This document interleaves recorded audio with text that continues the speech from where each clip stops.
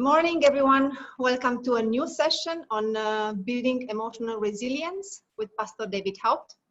The topic of today is social support in resilience. I'm glad to see all of you joining the webinar every week, and I hope you are doing well. There are still some people asking regarding the webinar materials. Please ask your HR. They have all the information, including the slides of the presentations. I know that some of you would like to have a more interactive part with questions and answers. As mentioned at the beginning, it's hard to organize this since the time is limited and we have a high number of participants, and through Zoom it's not quite easy to interact with each other. So if you have a question, please put your question into the Zoom chat or in the next survey, and Pastor David will be happy to answer to your questions in the next session. We hope to be able to organize a session dedicated only for questions and answers at a later date. We'll inform you about this, but until then, please put your questions in written to us. Regarding the surveys, thank you for your feedback. Please make sure you press the button submit. Otherwise, we will not have access to the results of your survey. We still have a high number of surveys started and not submitted to us. And now let's start. Let me remind you to mute your micros and switch off your cameras. We want to better concentrate to the message delivered like this. Before we'll start, we will have a word of prayer with Weston from ADRA, India.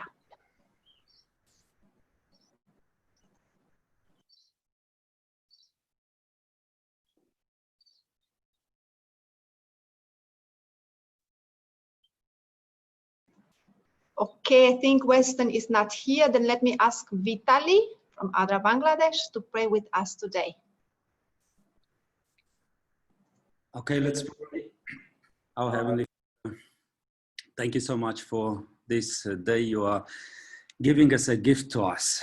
And thank you that you have chosen us to serve people. But sometimes when we are serving, we need power, we need understanding, we need health, and we need resilience to be able to do so. So now we want to take the time with the Pastor David, and I ask you to bless him in the moment when he will convey his message to us, so that we are strengthened, that we are empowered, and that we can do our service best for you, for the people we are serving, and for our families. Our Father, we ask you in your holy name. Amen. Amen. Thank you for that beautiful prayer, and good morning, everyone. Let me share my screen with you. And while the screen loads up on your end, let me respond to just some of the comments and a particular question that came in from last week's presentation. One person had made the comment that it would be very good if these presentations could be done in Hindi. And my dear friend, I wish that I had the gift of all tongues, because it is never as good as when we are able to hear a message in our own language, isn't it so? I am communicating with you in my third language. My mother tongue is Afrikaans, which is very close to Dutch. My second language is Zulu, which is a native language in the southern tip of Africa. And then I was taught a third language through the medium of my mother tongue, English, in order, and I don't do it perfectly, but in order to be able to at least communicate as far as possible. I understand that the attempt is being made to translate some of the material so that it can be provided to other language groups as well. As Ramona has mentioned to you, I'm more than willing to put aside, once we come to the end of this program, one entire session where we solely focus on responding to comments or questions that you might have. And in spite of the fact that we would focus on having such a session, I still would like to encourage you to put your questions in an email to either Ramona or to Rook, And so that they can collate it, because I'm pretty sure that you would not be the only one that has that particular kind of question. Often we have exactly the same question, we just express it in a different way. But if they can send it off to me, I can, in actual fact, just think it through, pray about it, and in a more effective way, respond to your question.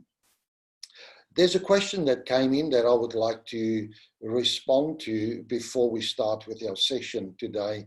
The question reads, how can I reframe the situation if I am a person who's prone to see first the negative side of things?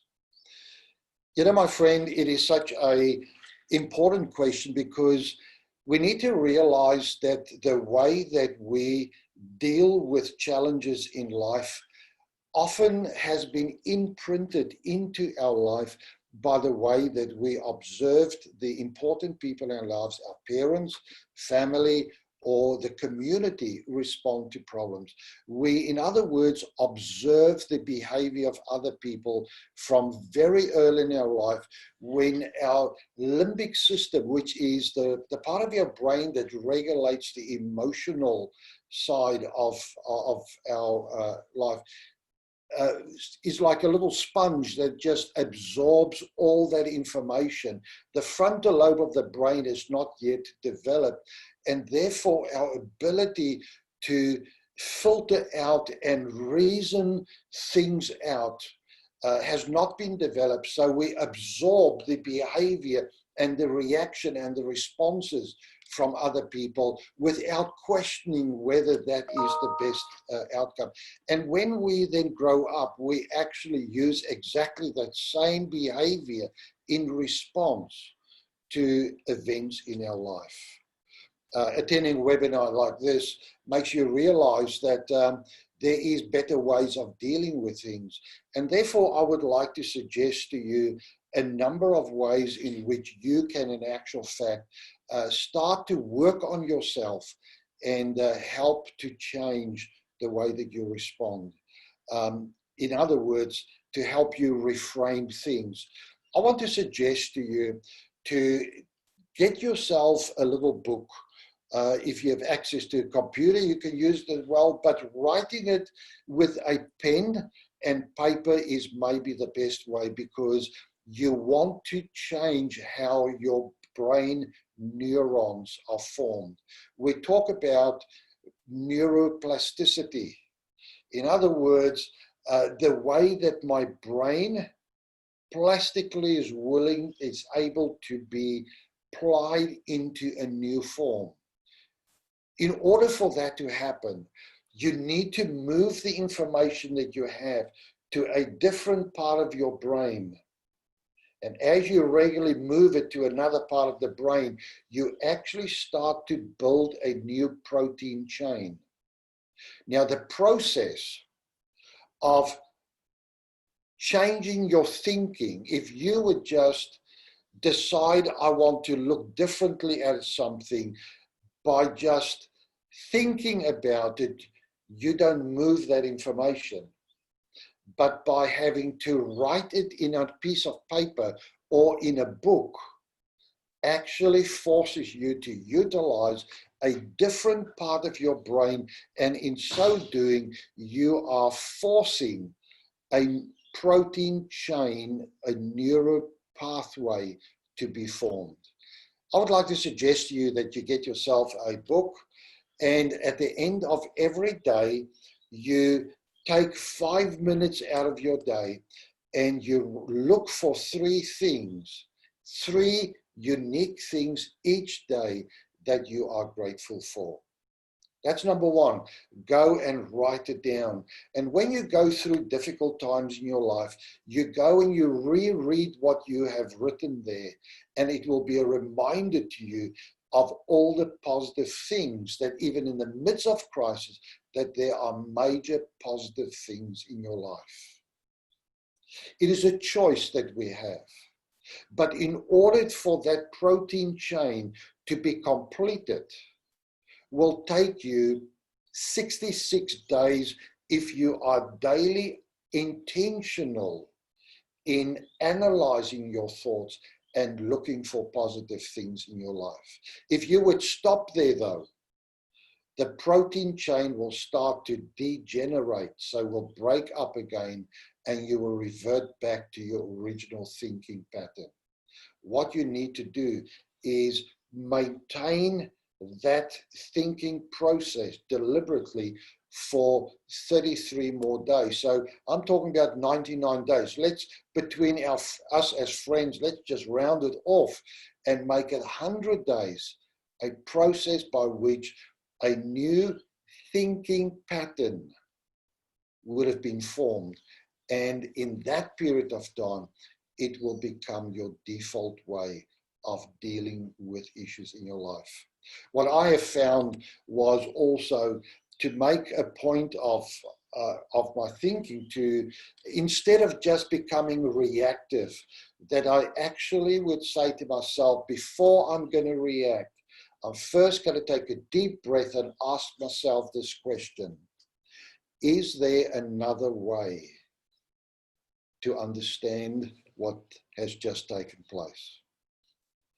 We often misunderstand conflict. I was running a mental health program in an area here in Australia, and a ex-member of the church attended the program. She was battling with major depression and anxiety, her family, her son was involved in drugs. And one evening I came to the program and she just would not make eye contact with me. I keep keeping eye contact with people as I speak, normally in my public presentations. So I eventually scribbled a little note and I just dropped it on a desk as I was talking, moving through the group. The little note said, "What's wrong?" She again scribbled a note back. When we had a bit of a break, she put it down on my desk, which said, "As a family, we were in crisis this week. I sent you a text message asking for help, and you did not even bother to respond. I guess since we're not members of the church anymore, we don't matter to you anymore." When I went to the files where her registration form was, I looked up her number and I scanned my phone, the messages on that phone, and I could find nowhere that phone number appearing. So I went up to her and I said to her, "What number did you use?" And angry, she grabbed the phone and she said, "I'll show you." And she got the message there, and we looked at the number and there was one digit wrong. Now, Fred, I do not know who got it, but it wasn't me. But the conclusion that she came to was a distorted conclusion, because she immediately believed that the fact that I didn't answer was because they didn't matter as a family, while the reality was that I never received the message. So ask yourself the question, before you react, is there another way? Is there another way that I can interpret this, the events that has happened? I hope that that gives you an understanding of a few things, practical things that you can do in order to refocus in the midst of major crisis. Our focus today is on getting social support and the importance that social support plays in resiliency. But before we enter that, let's look at the 9 criteria that will identify depression in our life. The DSM-5 is the psychiatric Bible, the diagnostic and statistical manual, number 5, that psychiatrists use to diagnose mental disorder. And when it comes to depression and anxiety, which is the most common mood orders, and which most probably when people are battling with a pandemic might fall into, if you would measure 5 out of these 9 or more, you would be facing major depression If it is 4 or less, it is minor depression on its way to major depression. So depressed mood or irritable most of the day, nearly every day. In other words, for females, primarily feelings of sadness. For males, primarily feelings of emptiness. Secondly, decreased interest or pleasure in most activities most of each day. Remember that significant weight change of 5%. Or a change in appetite. In other words, we tend to eat more, so often we self-medicate through especially fast foods or sugary foods that quickly gives us a dopamine boost that just stays there temporarily and then drops us further down. Or the areas of eating disorders, they now recognize is also linked to depression. And then the change in sleep, insomnia or hypersomnia. We have mentioned these things previously. Change in activity, psychomotor agitation or retardation. In other words, I'm unable, I'm always jittery, I'm always moving, or slower movement. Criteria number 6 is fatigue or loss of energy, where I have had a good night's rest and had woken up, but within an hour or two, I'm ready to go to bed again. Guilt and worthlessness.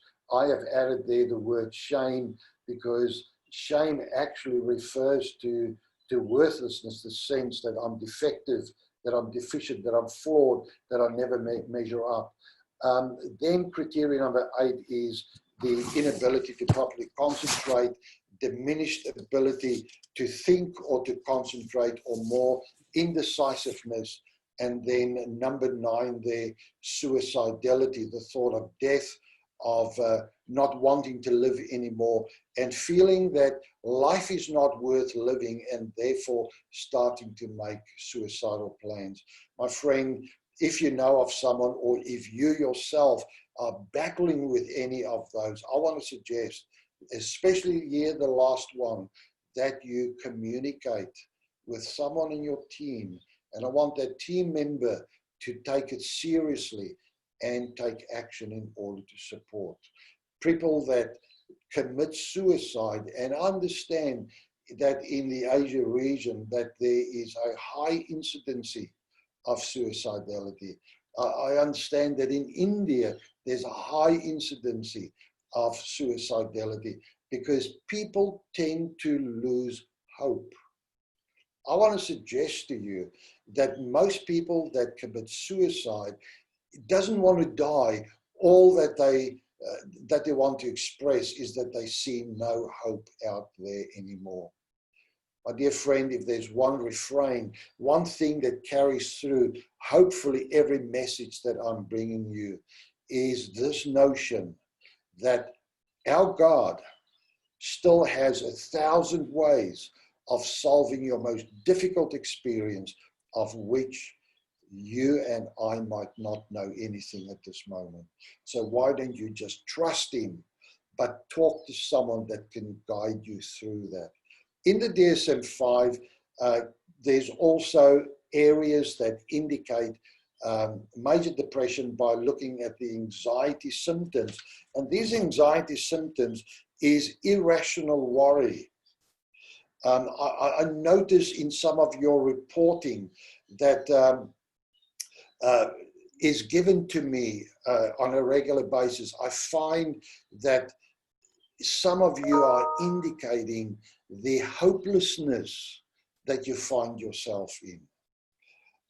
Ramona and I have been talking, and I still need to respond back to you, Ramona, about something that I've recommended, a program which I would love to bring to your region on how to help not just your staff, but your communities, how in a very practical way to deal with depression and anxiety. And in the current treatment here in Australia, in the Western world, with depression, anxiety treatment, the best outcomes is a mere 28% success rate. Because they're using the DSM-5 that gives you no indication to the cause. So the way that doctors treat people is symptomatically. What if I can help you people to identify the causes of each individual's depressed state.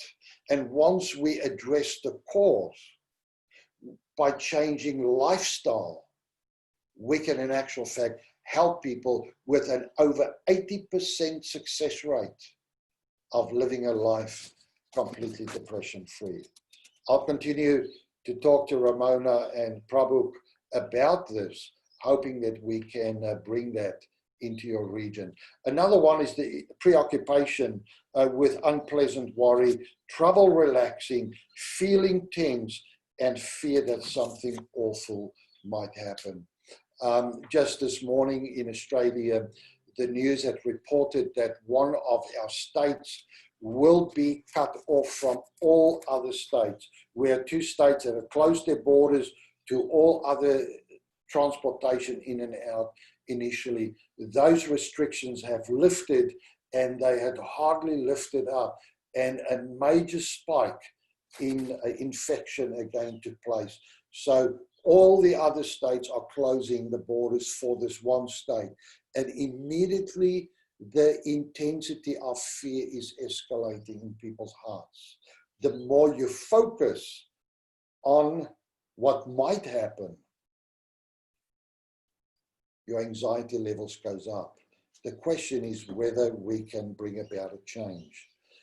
If you and I cannot bring about change in the immediate situation, why not disconnect and connect on that which you and I can change? Keep yourself safe, but focus not on what you cannot change. Focus on that which you can. Friends, I'm not going to go through this slide today because we've already taken a fair bit of time in trying to answer and respond to the comments and the questions. Just a reminder that last week we spoke about practical spirituality. And we also, and our focus today is on getting social support. I want to remind you of what we mentioned last week.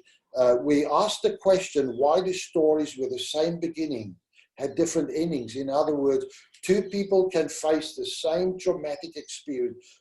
2 soldiers can be at a major incident in the act of war. One person will become paralyzed by the event, the other one will become energized. 2 women might go through the same physical, sexual abuse experience. While the one will continue to drink antidepressants, the other one actually gets stronger and is able to contribute a positive impact on their life. Why the difference was the question last week. I want to remind you about the response that Dr. Amat found that religious belief among survivors to be the single most powerful force, explaining that tragedy as well as explaining the survival. So friends, from a religious perspective, a spiritual perspective, we have an edge to those out there that do not have that experience. But we also indicated that relationship between resilience and religion may partly be explained due to the fact that people that are spiritual minded tend to congregate together as a congregation, and in that congregational coming together, they are actually supporting each other and they become like a family. And we know that we do not carry things just by ourselves. But I ended last week's presentation with what I call reframing, finding new meaning and purpose in the midst of trauma, confusion and pain. And I want to suggest to you, my friends, that I would not be able to do the work that I'm doing if it was not for the pain of my past. The pain of my past, as I did my specialization in trauma studies, it was only then that it dawned on me that I actually grew up in a traumatized state. That hypervigilance that I still have today is a sign of trauma exposure. But What do I do with it? I have taken that pain of my life. I have in actual fact allowed God to do a crafting work in my life so that I can be more pliable and usable. And I use that experience in order to become a blessing to other people and help make a difference in their lives. And I'm not unique in this.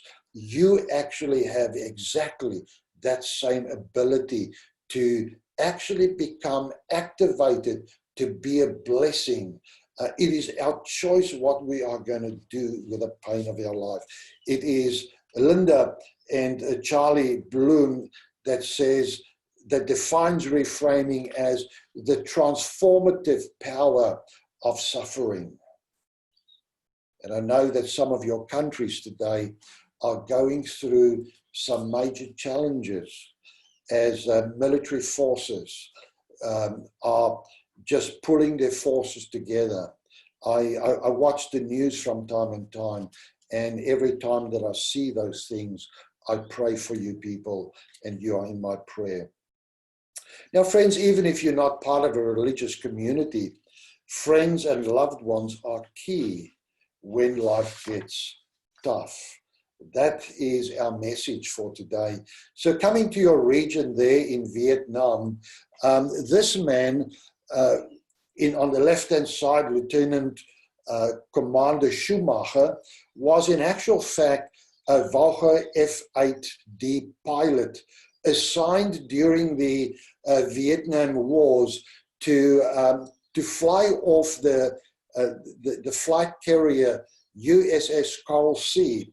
He was shot down on the 11th of February 1965 and was his parachute did not open, not before he was nearly hitting the ground, I think 25 feet from the ground, which was not sufficient to cushion his fall properly. So when he hit the ground, his spine was shattered.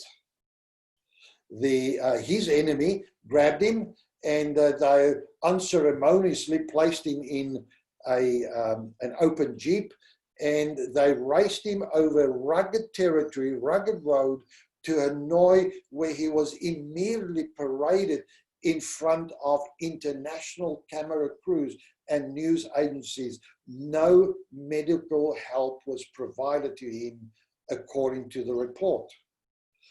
He was a prisoner of war for 8 years, 1 day. During that time of being a prisoner of war in Vietnam, he was in isolation, placed sometimes for many, many long periods. How was he able to keep his wits?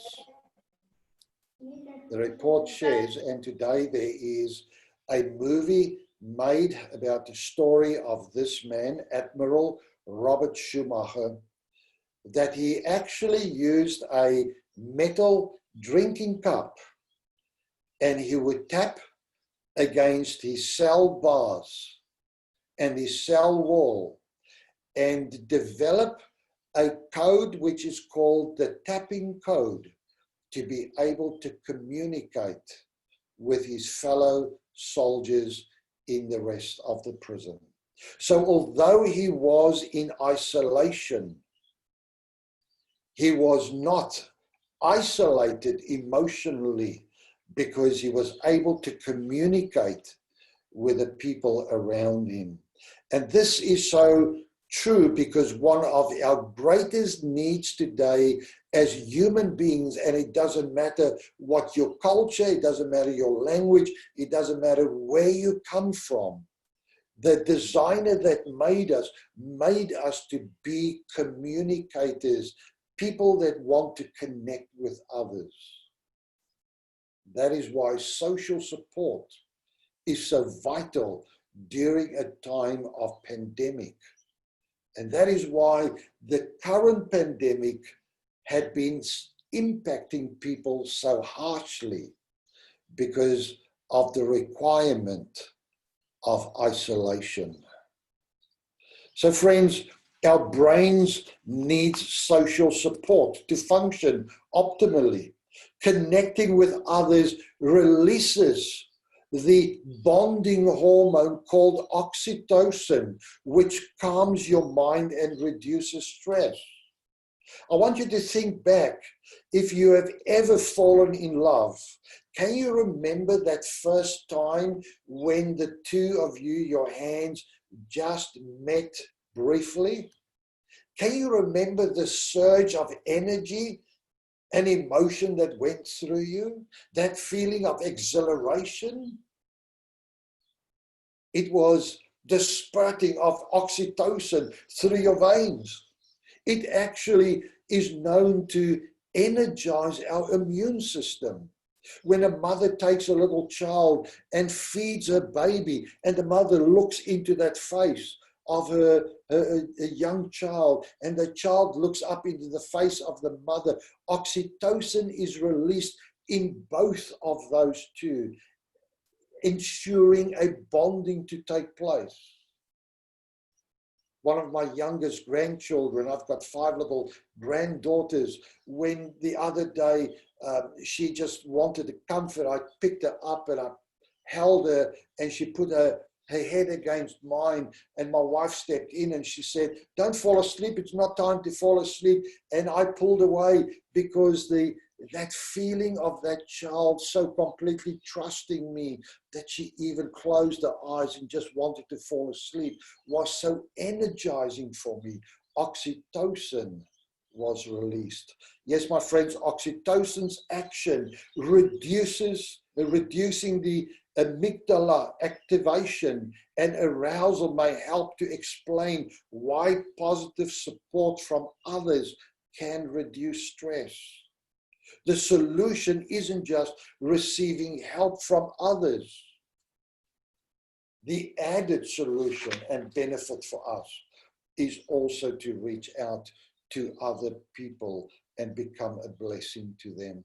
I want to remind you about what Dale Carnegie had said. He said you can make more friends in 2 months by becoming interested in other people than when you can in 2 years, but trying to get other people interested in you. At a time of self-isolation, when you are demanded to isolate, there is still means by which you can communicate with others. Still means by which you can connect with others. My dear friend, let me remind you, and maybe I've shared this with you, I don't know, I speak at so many different locations that I can't remember, and I don't write everything down, especially not the examples that I use, but that during the Second World War, the Nazis did horrible experimentation on children, where they took, for instance, twin babies, and they fed the one hardly any food, but lavished human touch on that child. And they would take their twin and give them sufficient good food, but not touch them except the most needed in order to clean them or to feed them. Other than that, they would not touch them. And they would wait to see which baby would die first. Which one did? The one without the human touch. God designed us to have that human connection, that human touch. Much of the research on resilience, though, focuses on individual strengths, but it is social support that may matter the most for us. Research haven't always emphasized social support as a factor in individual resilience. Instead, they have placed a high premium on studying personal qualities, often relegating social context to a lesser role. And this is where they have made a huge mistake. They have, for instance, in their studies, come out to say that people who are happier have a strong purpose in life, or higher levels of self-efficacy, the belief that they have control over their situation, seem to have an easier time recovering after disaster. Some of these personality factors have been shown to be protective even for those who suffer from economical hardship, and can lead to better health outcome, a reduced risk of suicide, and a better recovery after the loss of a spouse or a loved one. I'm giving you all of the references of the research papers there. That is where they tended to focus initially on strengthening whatever we can strengthen in ourselves. Lost, my friends, in the mix of resilience research is the importance of social circumstances. How resilient we are may have as much or more to do with our social milieu and circle of support, our communities, our institutions, our cultural expectation, as it does with our personal strength. Just to sum that up, yes, it is good to have that personal strength, but most probably more important than all of that is to have a community around us, and we are part of a community that actually look out for each other, that will ask the right questions, and will actually even confront because we care. The book that transformed the way that I work with people. Just the title of the book influenced me. It said, Caring Enough to Confront. We have a habit when we talk, when we greet each other, we ask each other the question, so how are you? My dear friend, even in the midst of a personal crisis, even when I lie in hospital fighting for my life, my answer still would be, I'm well, thank you. And the way that we so often respond to that, we would say, oh, that's good. Because when we ask each other that question, how are you? We're not necessarily interested in the real answer. We ask that question out of habit. What would happen if in ADRA we will actually create a culture whereby we actually ask and mean the question that we ask? And therefore, when someone says, I'm well, ask them the question, are you really well? The availability of social support in all its forms, continues the research, instrumental support, emotional support, support with how you think about things, they all matter and help us in facing challenges that we might face in life. Let me quickly give you 3 ways that social support makes you more resilient. Number 1, positive social relationships are key to resilience. Large-scale population studies have shown that positive relationships at one period of life predict less depression later in life. In other words, a grandparent, a community member, an individual in the church that takes an interest in the life of a young person can completely change the trajectory of that young person's life. Social relationships are particularly protective for older adults who might face declining cognitive ability or health challenges. I specifically, in the programs that I set up under ADRA, would involve our older people, because and I would connect those older people with the younger people, sometimes some of our clients that are facing legal battles and antisocial behavior. And that interest that that older person has with that young person is often a perfect match. Not only does it exhilarate that older person, giving them the sense that they hold worth and value, but that younger person discovers, yes, someone that is not related that cares about them, and often links them to a grandparent that had provided support but who might have passed away. Social relationships are vital for health. If you stack having few social relationships against other risk factors like smoking and obesity, not being socially connected is as strong a risk factor for death, says Friedman and Elliott. The reason may be that good social relationships seem to help us stamp down stress reactions, even by just recalling those relationships. Let's quickly jump to examples. Examples of research shows that wives who are anticipating an electrical shock, those that felt that they were in sync with their spouse, in other words, had a good relationship with their spouse, were able to tolerate that expectation of that shock coming far better than others that didn't have that strong intimate relationship. Secondly, the caring touch of a healthcare worker reduces pain in an accident with those victims up to 6 months later, supporting the importance of empathetic behavior in patient care. And thirdly, a supportive relationship also help those suffering from childhood abuse, especially supportive relationship that foster attachment, guidance, reliability, alliances, social integration, and reassurances of work.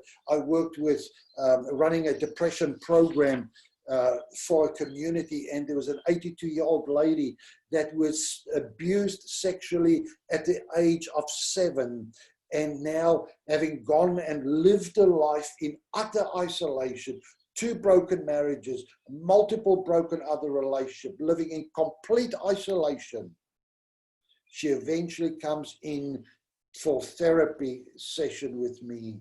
And as I touch on the topic of abuse, she has never shared it with anyone, and up to that point, not even to me. But as I touched that topic, she just burst out in a flurry of tears and emotion.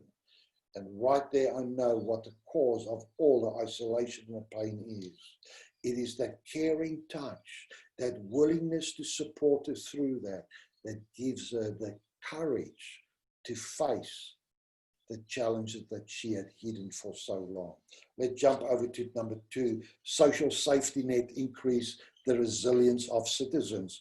And hear more from an area that we can't help, but the World Bank suggests that social support networks are critical to resilience, especially for the poor and the vulnerable in areas where there is great wealth inequality. People suffer, more ill health effects begin with.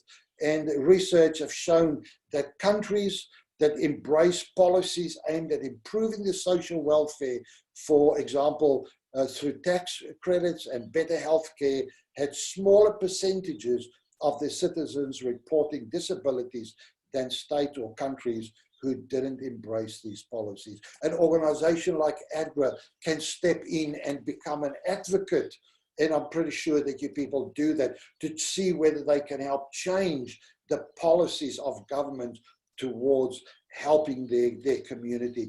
Our last point there then for the day is that resilience associated with stronger social connections. Many researchers suggest that living a more altruistic life. What does that mean? An altruistic life is a life that I do not just live for myself, I actually live it intentionally to be a blessing for other people, to help other people, or lives lived with purpose helps us to be more resilient when disaster hits.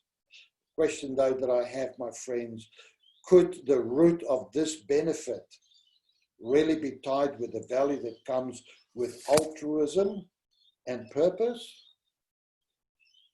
Evidence from other research indicates that altruism is tied to social relationships, which aids resilience.